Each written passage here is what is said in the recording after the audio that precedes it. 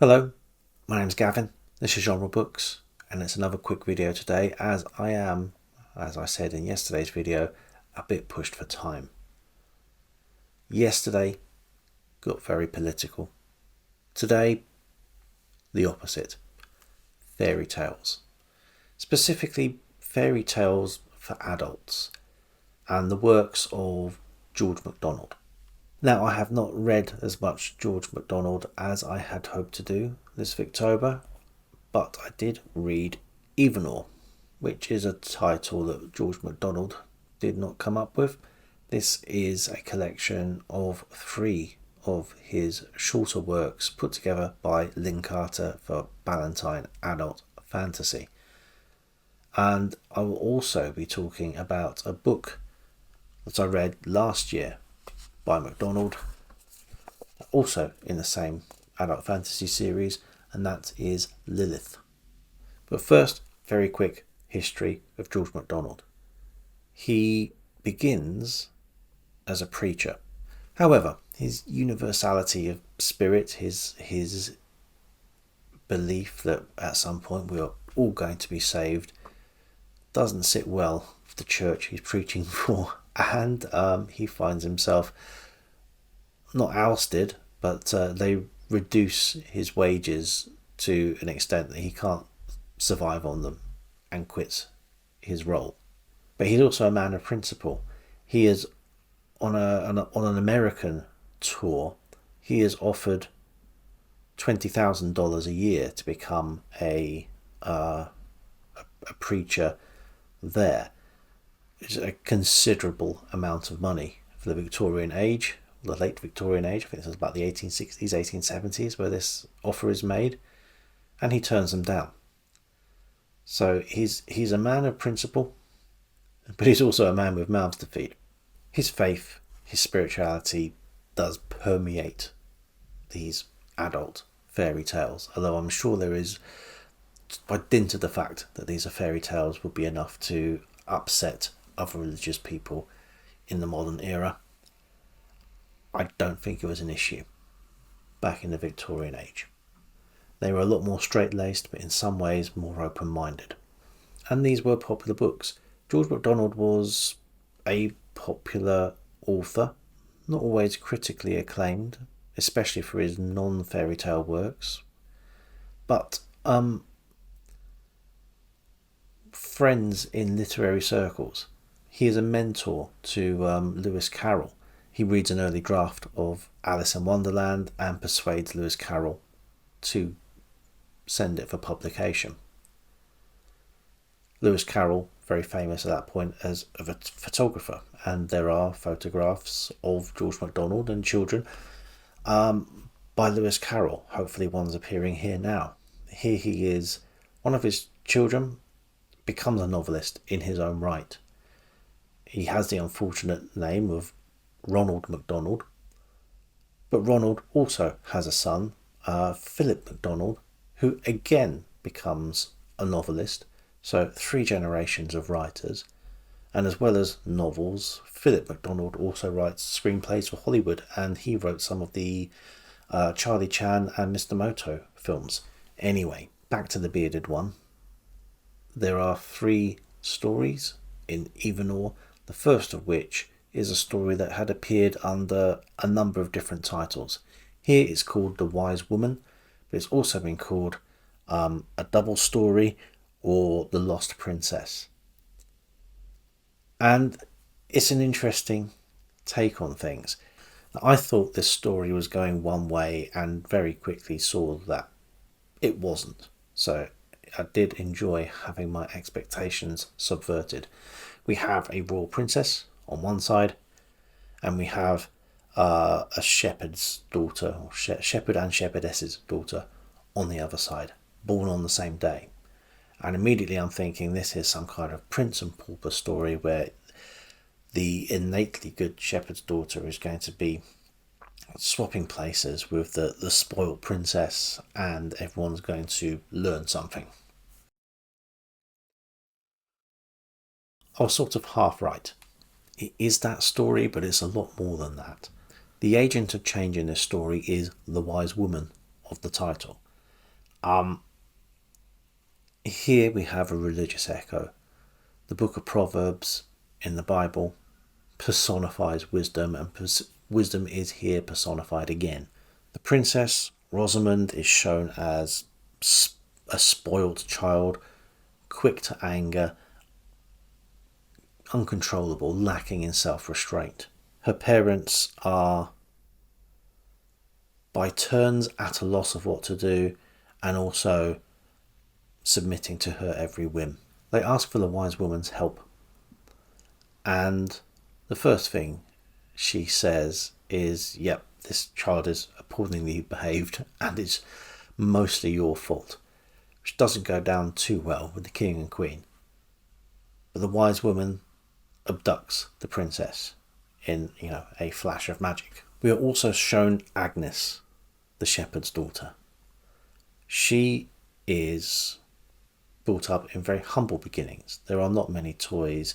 She is not spoiled in a materialistic way, but she is still a spoiled child in that she is indulged and told how special and amazing she is from dawn till sunset.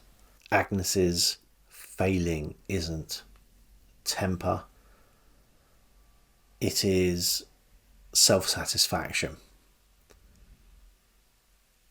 The wise woman, unbidden this time, arrives and gives these home truths to the shepherd and shepherdess and abducts Agnes. The wise woman, and by extension we've got to think MacDonald, is blaming the parents in both cases here. Via magic, via contrivance, Rosamund ends up at the shepherd's house. The shepherdess finds Rosamund after she has been tested by the wise woman, found wanting. She is half starved, alone, in rags, and taken in by the shepherd's family,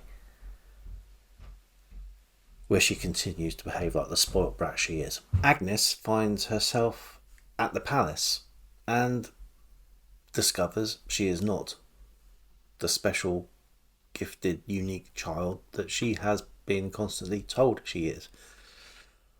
Although she is a lot slower to learn her lesson in this regard. Both girls, in fact, are reluctant to learn their lesson. Rosamund finds herself kicked out of the shepherd's home because she, even though she does try to mend her ways to an extent, her temper is uncontrollable. She has no self-restraint once she gets going. But we end up all at the palace. The wise woman reveals herself, and at this point she is still blaming the parents. The children are beginning, they're on their journey back to repairing themselves. Rosamund is becoming physically changed by becoming a better person, so much so that the king and queen no longer recognize her,